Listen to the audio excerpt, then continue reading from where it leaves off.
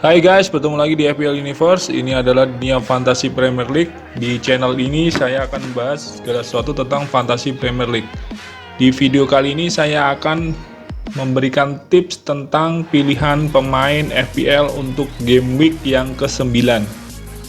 Sebelumnya bagi Anda yang sudah subscribe channel ini, saya ucapkan terima kasih. Bagi yang belum, silahkan klik tombol subscribe-nya dan nyalakan loncengnya sehingga Anda akan mendapatkan informasi terbaru, tips-tips tentang pilihan pemain untuk setiap game week-nya.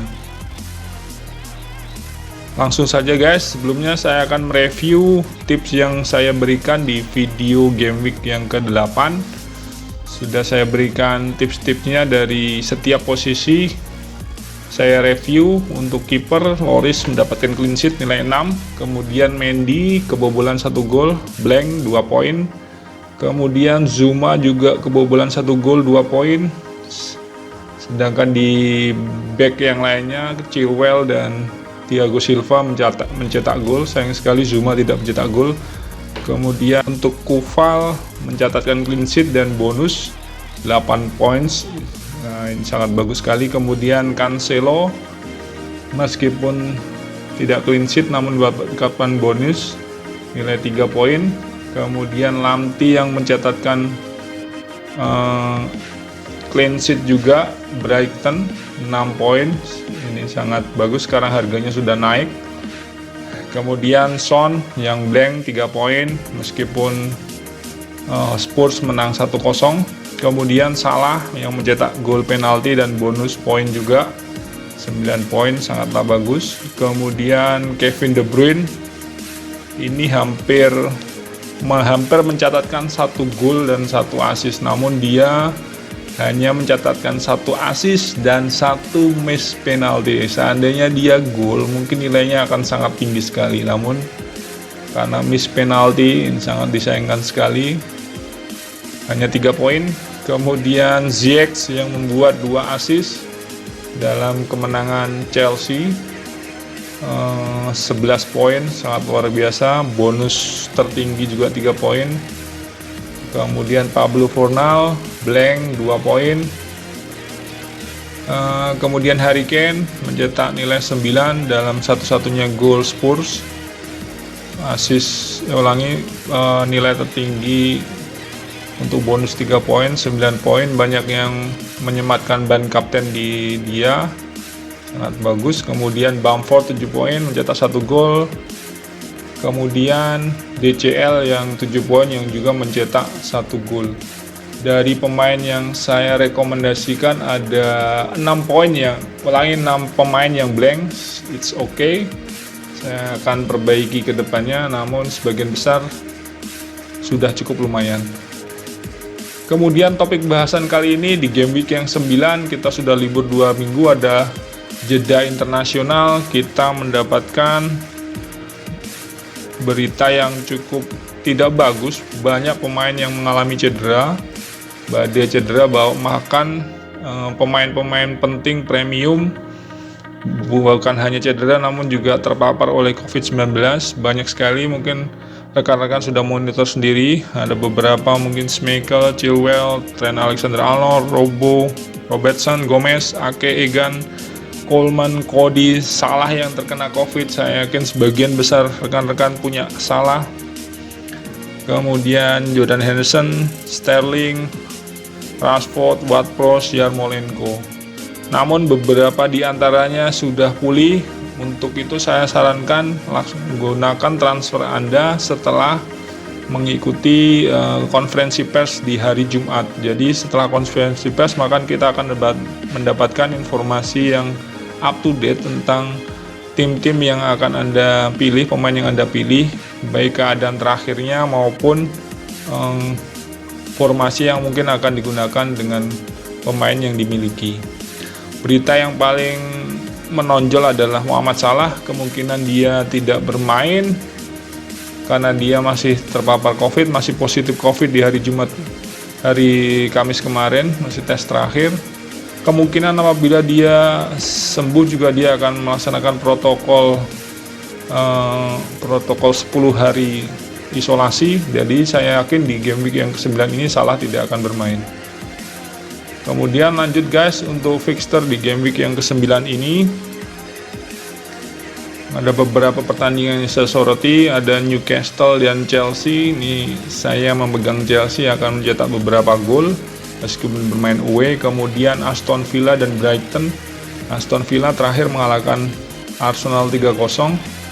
Saya memiliki kepercayaan pemain seperti Grealish, Watkins, atau mungkin Emmanuel Martinez akan mendapatkan poin dari pertandingan ini. Kemudian pertandingan berat Spurs lawan City, kemungkinan yang menang adalah City dengan poin yang ketat, mungkin sekitar 1-0, 2-0, atau mungkin 2-1. Kemudian Manchester United home melawan West Bromwich Albion. Ini yang pertandingan yang cukup bagus untuk dipasang pemain-pemain Bruno atau mungkin Rashford bisa mendapatkan poin di sini. Kemudian Everton melawan Fulham di away. Ini juga perlu dicermati. Kemudian Sheffield melawan West Ham. Ini kemungkinan juga dimenangkan oleh West Ham dengan skor 2-0 atau mungkin 2-1. Kemudian Leeds melawan Arsenal. Ini cukup ketat, saya yakin. Liverpool melawan Leicester juga cukup ketat. Liverpool yang sebagian besar pemainnya mengalami cedera melawan Leicester yang ada Vardy di situ. Saya tidak tahu nanti bagaimana Liverpool akan memainkan pemainnya dengan sebagian besar pemain yang cedera. Kemudian Burnley melawan Crystal Palace. Ini juga mungkin lumbung poin bagi pemain seperti Zaha. Kemudian Wolves lawan Southampton, dua-duanya sedang tren yang bagus. Wolves pertahanannya bagus, Southampton saat ini performanya sedang menanjak. Ini mungkin skornya juga ketat. Langsung saja guys, untuk tips game week yang ke-9 ini untuk sektor kiper, saya tekankan lagi, apabila sektor ini tidak penting, tidak usah diganti kiper Anda. Kiper adalah sektor terakhir yang akan Anda ganti, gunakan free transfernya untuk sektor yang lainnya. Apabila Anda ingin menggantinya, saya sarankan yang pertama Martinez, karena 3 fixture selanjutnya cukup mudah: Brighton, West Ham, dan Newcastle. Nilai 44,8 juta pound sterling, 40 nilai yang dikumpulkan sampai dengan game week yang ke-8. Ia sudah pernah menyelamatkan penalti dan membuat beberapa clean sheet. Kemudian Edouard Mendy, dalam permainannya dia hanya 1 kali tidak clean sheet melawan Newcastle. Harganya sudah naik 5,1 juta pound sterling. Ini mungkin akan mendapatkan clean sheet meskipun dia bermain di away. Kemudian di sektor defender, yang pertama adalah Ben Chilwell melawan Newcastle United. Harganya sudah 6, awalnya mungkin 5,5 di awal musim, sudah naik sekarang 0,5. Jaminan clean sheet, gol maupun assist bisa didapat dari permainan ini. Terakhir dia mengalami cedera, ditarik awal di pertandingan Inggris di Liga League Nation. Namun kita akan melihat perkembangan terakhir di konferensi pers. Saya mendapatkan kabar dia juga sudah mulai berlatih. Apabila dia dipastikan fit, maka peluang nilai bagus bisa didapat dari Chilwell. Kemudian Koval ini harganya sangat murah, pemain West Ham. Koval ini apabila kita perhatikan, dia sudah 5 kali bermain, hanya blank 1 kali di game week yang ke-7. Sisanya dia mendapatkan nilai 5, 4, 7, dan 8 terakhir melawan Fulham. Jadi ada bonus poin maupun assist maupun clean sheet bisa didapat dari pemain ini. Harganya sangat murah, 4,5 juta pound sterling. Kemudian dia hanya melawan Sheffield United dan Aston Villa selanjutnya. Ini pemain yang cukup bagus yang bisa Anda beli untuk mengisi sektor belakang Anda. Kemudian yang selanjutnya adalah Matt Target, pemain dari Aston Villa ini. Harganya sangat murah, 4,5 juta pound sterling. Terakhir kemarin melawan Arsenal dia mencatatkan 11 poin dari assist maupun clean sheet dan bonus. Apalagi untuk fixture selanjutnya sangat bagus, Brighton, Hove, West Ham United, Newcastle, dan kemudian lanjut sampai dengan game week yang ke-11, ke-14 maupun ke-15 fixturnya hijau dan putih, tidak ada yang merah. Jadi main target ini solusi yang sangat bagus, nilainya harganya sangat murah. Kemudian yang selanjutnya yang cukup premium adalah Patrick Van Aanholt. Apabila Anda menginginkan perbedaan, harganya cukup mahal, 5,4 juta pound sterling. Dia di musim-musim yang sebelumnya, Van Aanholt adalah pemain yang terkenal dengan kecepatannya, kemudian teknik bermainnya yang cukup menyerang. Terakhir dia membuat assist dalam kemenangan Palace melawan Leeds United 4-1.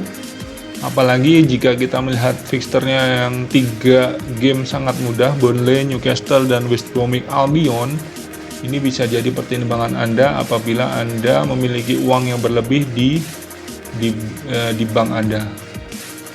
Lanjut guys, untuk sektor midfielder, yang pertama saya sarankan adalah Bruno Fernandes. Dia menghadapi West Bromwich Albion di home. Bruno kita ketahui sendiri adalah motor serangan dari Manchester United.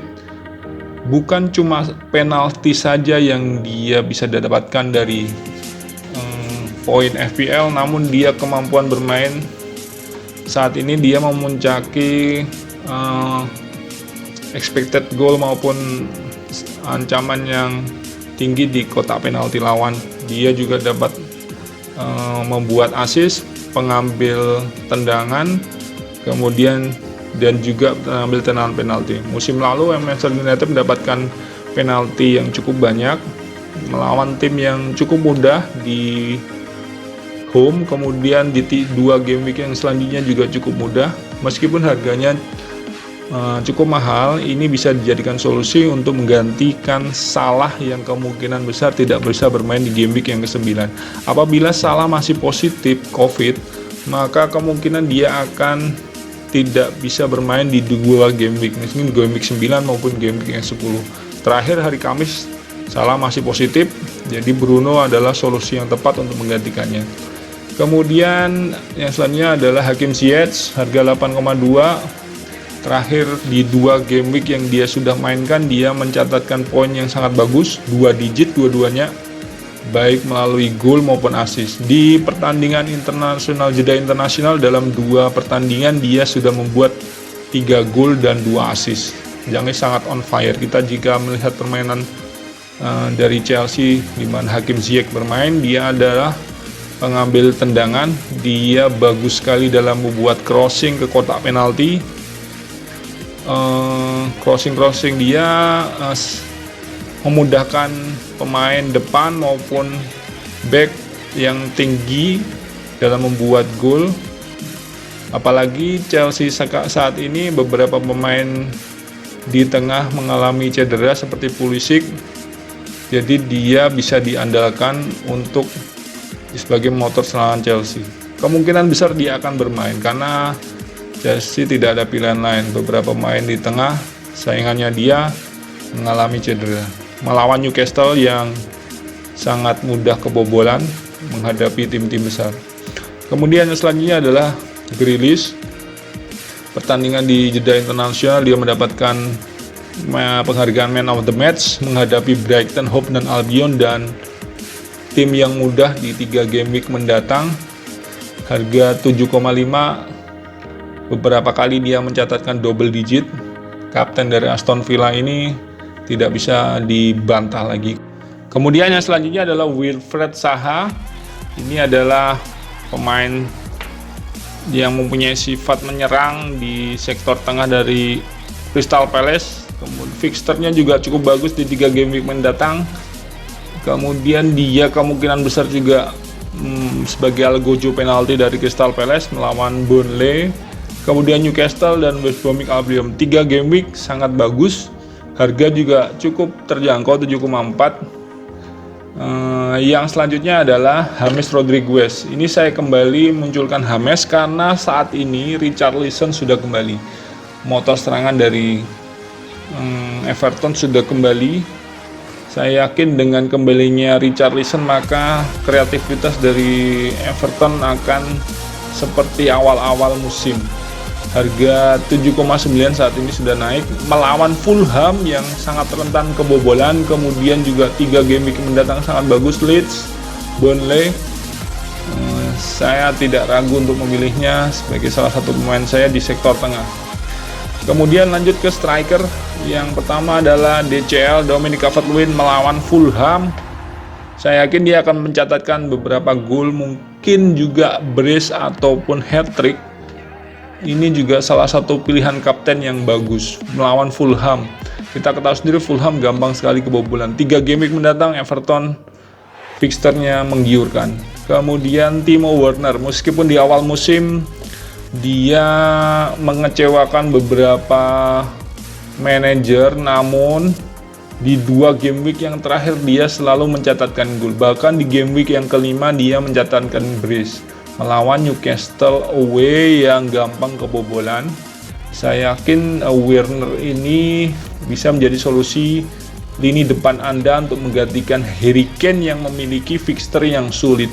Harganya meskipun cukup mahal 9,4, namun di jeda internasional dia mencetak beberapa gol, 2 atau 3 mungkin, saya lupa. Nah, Timo Werner ini juga kemungkinan besar sebagai pengambil tendangan penalti dari Chelsea. Tidak bisa dipungkiri, ini sangat menggiurkan Timo Werner. Kita ketahui sendiri Chelsea saat ini dalam 4 game week dia sudah mencetak, memimpin dalam perolehan gol.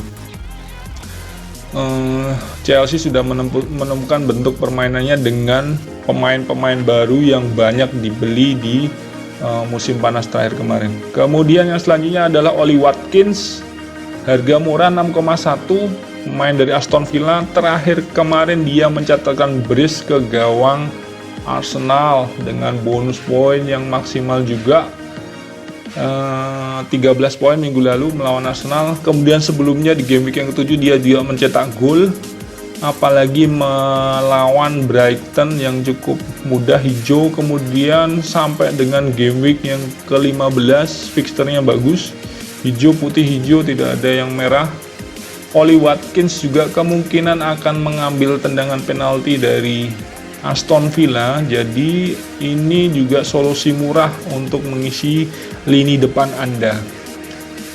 Itu saja guys, tips pilihan pemain untuk game week yang ke-9 dari FPL Universe. Apabila bermanfaat silahkan klik like, share, dan subscribe channel ini. Sampai jumpa di video selanjutnya. Saya Ferry, salam FPL.